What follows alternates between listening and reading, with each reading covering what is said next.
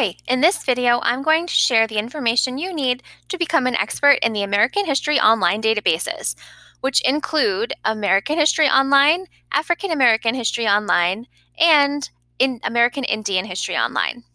These are all info-based databases, so the layout of them are very similar.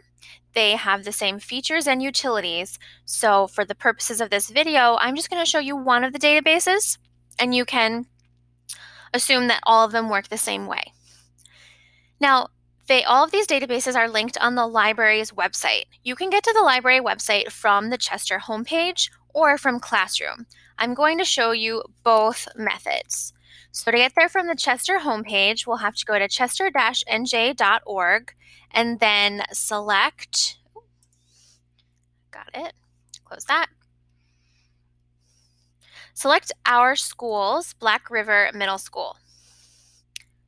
Once the Black River page loads, you can roll over our school and click on Library. This will take you right to the web page. Another way you can get there, which may be easier for you, is through Classroom. Now, no matter which section you're in, which period you have IT, every IT class, as well as the Media Center library Google Classroom, has a section called Stuff You Need to Know. So head there now, and one of the things linked in Stuff You Need to Know is the library website. So there you go, click on it, another way to get to the library website. Either link works just fine. We'll go with this one that's already loaded. So if you scroll down past the link to the catalog, past the link to the book request form, you'll find our databases.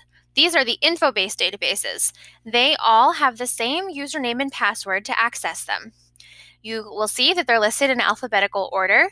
So African American history, and American Indian history are listed first. The username and passwords are all linked on this document here. As long as you are logged into your Chester School account, you have access to this password document.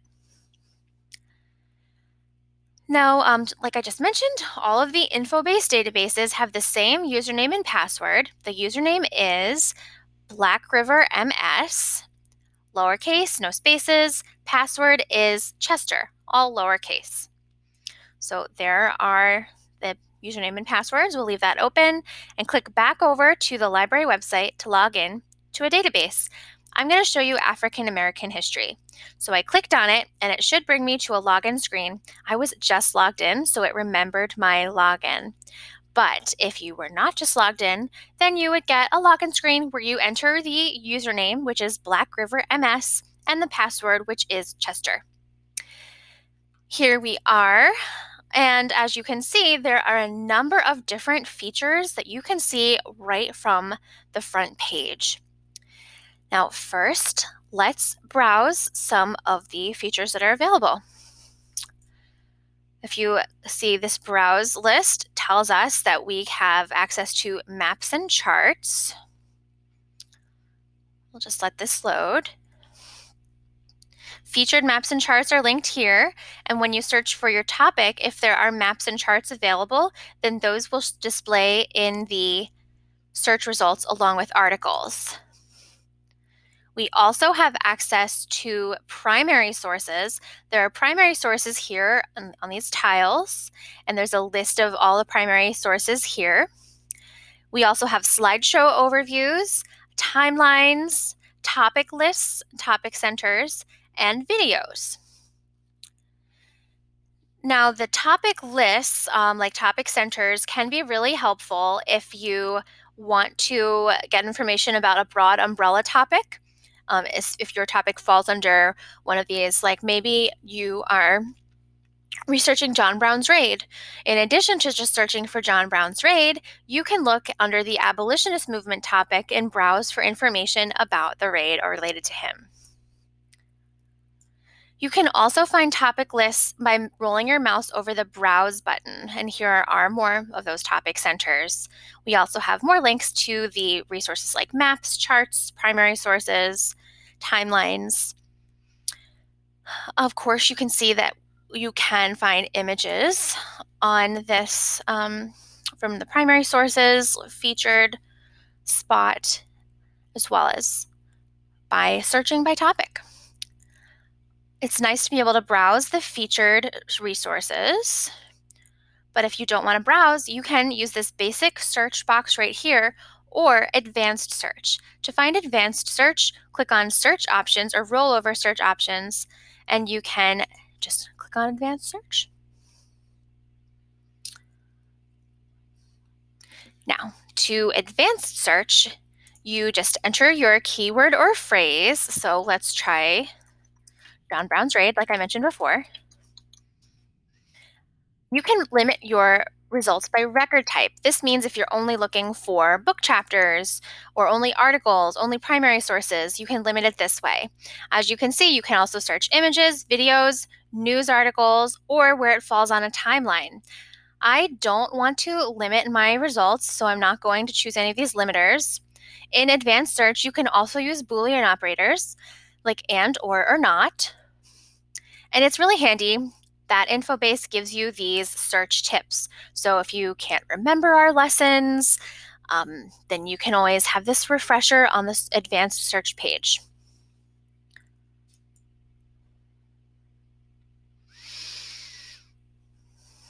Now I've searched for John Brown's Raid, and the result list is divided into a couple different categories, kind of like a Google search. We have articles, primary sources, images, videos, timelines, and even news articles. Let's take a look at one of the articles.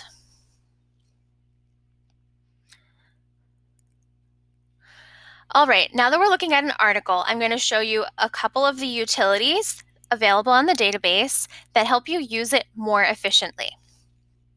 Underneath the title of the article, there are a bunch of little icons with options.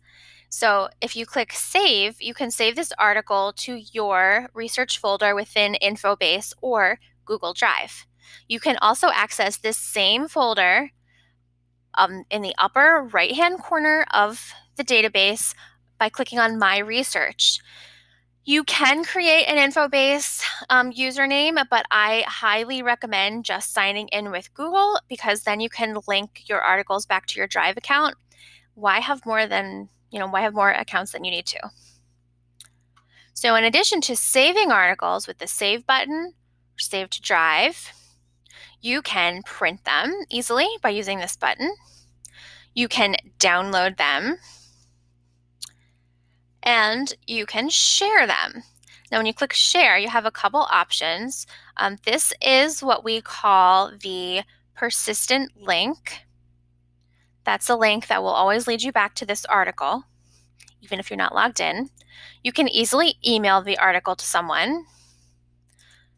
Here's embed code if you want this embedded in a website you're creating, or easily share to Google Classroom if you have your classroom connected to the account.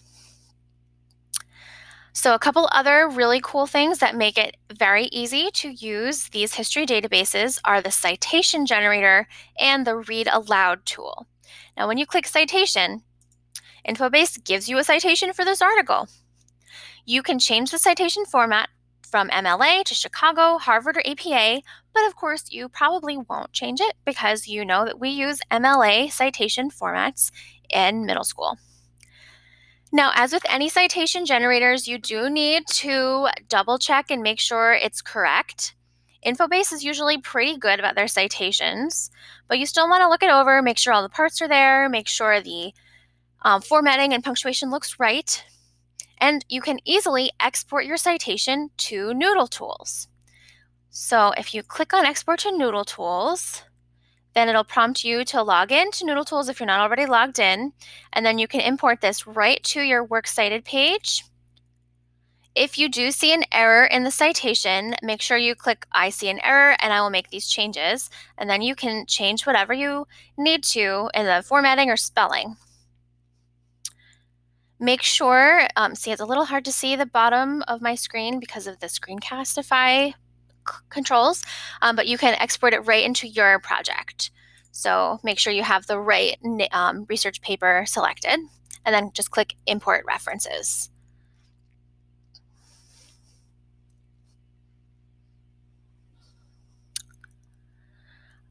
All right, so going back to the database, I've showed you a number of different utilities that you can use to make using the database easier. We've taken a look at the regular search, advanced search, the different features that you can search, like images, video, audios, maps. Oh, actually, we didn't take a look at the read aloud specifically. When you click read aloud, you have a voice that will just read this article out loud to you. This is really helpful if you know you're an audio learner, if you find it easier to listen to people reading to you than read yourself, or maybe if you're in a place where it's hard to read because of lighting or some reason, just click play, and there it goes.